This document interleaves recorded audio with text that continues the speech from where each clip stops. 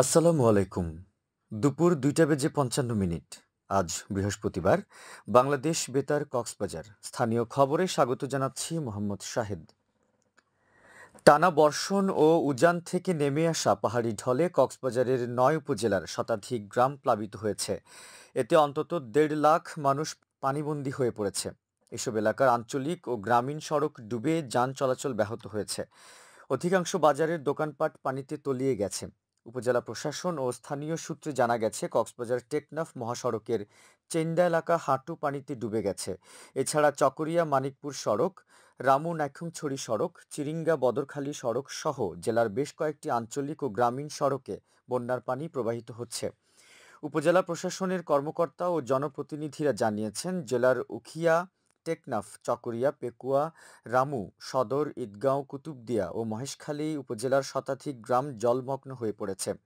মাতামুহুরী ও বাঁকখালী নদীর পানি বিপদসীমার উপর দিয়ে প্রবাহিত হচ্ছে। ঘরবাড়িতে পানি ঢুকে পড়ায় এসব এলাকায় রান্নাবান্না করতে পারছেন না স্থানীয়রা। অনেকেই আশ্রয় কেন্দ্রে চলে গেছে। মানিকপুর সুরাজপুরের চেয়ারম্যান আজিমুল হক বলেন, পাহাড়ি ঢলের তোড়ে মাতামুহুরী নদীর কয়েকটি পয়েন্ট দিয়ে পানি ঢুকে পড়ছে। এতে নদীর দুপারের ৫ ইউনিয়নে পাহাড়ি ঢলের পানি ঢুকে কয়েক হাজার বাড়ি ঘর প্লাবিত হয়েছে। কক্সবাজার আবহাওয়া অফিসের সহকারী আবহাওয়াবিদ আব্দুল হান্নান জানান, আজ বেলা ১২টা পর্যন্ত গত ২৪ ঘন্টায় কক্সবাজারে ২৩৫ মিলিমিটার বৃষ্টিপাত রেকর্ড করা হয়েছে। উখিয়ায় শিশু অপহরণ ঘটনায় অপহৃত শিশুসহ ২ অপহরণকারীকে আটক করেছে পুলিশ। গতকাল উখিয়া থানায় আয়োজিত এক সংবাদ সম্মেলনে অফিসার ইনচার্জ মোহাম্মদ শামীম হোসেন জানান, কক্সবাজার পৌরসভার রুমালিয়ার ছড়া এলাকায় অভিযান চালিয়ে অপহরণকারী জয়নাল ও তার স্ত্রী পারভিন আক্তারকে আটক করা হয়। গত ৬ আগস্ট কুতুপালং রেজিস্টার্ড ক্যাম্প থেকে সাবেকুন নাহার নামক এক শিশুকে অপহরণ করে ৮ লাখ টাকা মুক্তিপণ দাবি করে অপহরণকারীরা।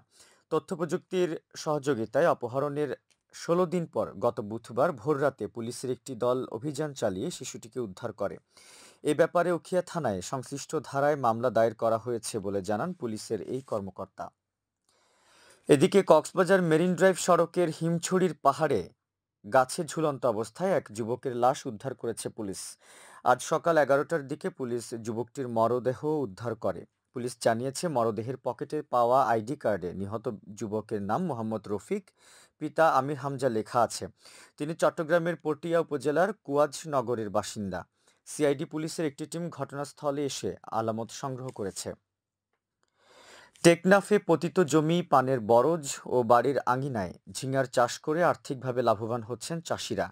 বর্ষাকালীন এই সবজি বাজারে চাহিদা থাকায় চাষে আগ্রহ বাড়ছে। চাষিরা বলছেন, স্বল্প সময় ও ব্যয়ে ঝিঙা চাষে লাভবান হচ্ছেন তারা। উপজেলা কৃষি কর্মকর্তা মোহাম্মদ জাকিরুল ইসলাম জানান, চলতি মৌসুমে কৃষকদের সবজি চাষে আগ্রহী করে তুলতে বিনামূল্যে প্রশিক্ষণ প্রদান, বীজ ও সার বিতরণ করা হয়েছে। এর মধ্যে যে কোনো স্থানে চাষ করা যায় বলে ঝিঙা চাষকে বেশি প্রাধান্য দেওয়া হয়েছে। আবহাওয়া। আজ দুপুর ১২টা হতে আগামীকাল দুপুর ১২টা পর্যন্ত কক্সবাজার ও পার্শ্ববর্তী এলাকাসমূহের জন্য আবহাওয়ার পূর্বাভাসে বলা হয়েছে, আকাশ অস্থায়ীভাবে মেঘলাসহ মেঘাচ্ছন্ন থাকতে পারে। সেই সাথে অধিকাংশ জায়গায় অস্থায়ী দমকা অথবা ঝড়ো হাওয়া সহ বৃষ্টি অথবা বজ্রসহ বৃষ্টি হতে পারে। বাতাস দক্ষিণ দক্ষিণ পশ্চিম দিক হতে ঘন্টায় ৮ থেকে ১৬ কিলোমিটার বেগে প্রবাহিত হতে পারে। সেই সাথে অস্থায়ীভাবে দমকা সহ দক্ষিণ দক্ষিণ পূর্ব দিক হতে ঘন্টায় ৩০ থেকে ৪০ কিলোমিটার বা তারও অধিক বেগে প্রবাহিত হতে পারে। কক্সবাজার সমুদ্র বন্দরের জন্য কোনো সংকেত নেই। আগামী ২৪ ঘন্টায় দিন ও রাতের তাপমাত্রা প্রায় অপরিবর্তিত থাকতে পারে। আজ সূর্যাস্ত যাবে সন্ধ্যা ৬টা ১৮ মিনিটে, আগামীকাল সূর্যোদয় হবে ভোর ৫টা ৩৩ মিনিটে। আজকের সর্বনিম্ন তাপমাত্রা ছিল ২৫ ডিগ্রি সেলসিয়াস এবং সর্বোচ্চ তাপমাত্রা ছিল ২৭ ডিগ্রি সেলসিয়াস। এখন জানিয়ে দিচ্ছি বাঁকখালী নদীর মোহনা ও সংলগ্ন এলাকার সামুদ্রিক জোয়ার ভাটার সময়সূচি। আজ ভাটা শুরু হয়েছে দুপুর ১২টা ৯ মিনিটে, চলবে সন্ধ্যা ৬টা ৫৫ মিনিট পর্যন্ত। জোয়ার শুরু হবে সন্ধ্যা ৬টা ৫৫ মিনিটে, চলবে রাত ১২টা ৩৩ মিনিট পর্যন্ত। পুনরায় ভাটা শুরু হবে রাত ১২টা ৩৩ মিনিটে, চলবে আগামীকাল সকাল ৭টা ৮ মিনিট পর্যন্ত। সবশেষে পর্যটক বার্তা। পর্যটন নগরী কক্সবাজারে আগত ভ্রমণ পিয়াসুদের সাগরের পানিতে নামার পূর্বে সাবধানতা অবলম্বন করার জন্য অনুরোধ করা হচ্ছে। যারা সাঁতারে দক্ষ নন তাদের পানিতে বেশি দূর যাওয়া উচিত নয়। ভাটার সময় স্রোতের সাগরমুখী টান প্রবল হওয়ায় সাগরের গভীরে ভেসে যাওয়া এমনকি প্রাণহানির আশঙ্কা থাকে।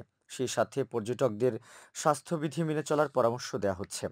খবর শেষ হলো। আমাদের পরবর্তী খবর প্রচারিত হবে আগামীকাল সকাল ৯টা বেজে ২৫ মিনিটে।